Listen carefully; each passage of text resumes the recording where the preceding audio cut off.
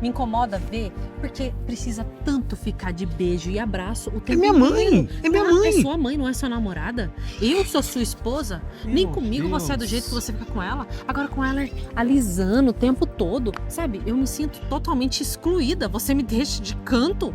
Você nem pra mim você olha, você só quer Como não? Fui levar o falar café da pra você. carne da sua mãe, do café da sua mãe. Eu me desdobro, eu tento te agradar, eu tento fazer tudo. E eu elogio. E não você elogia.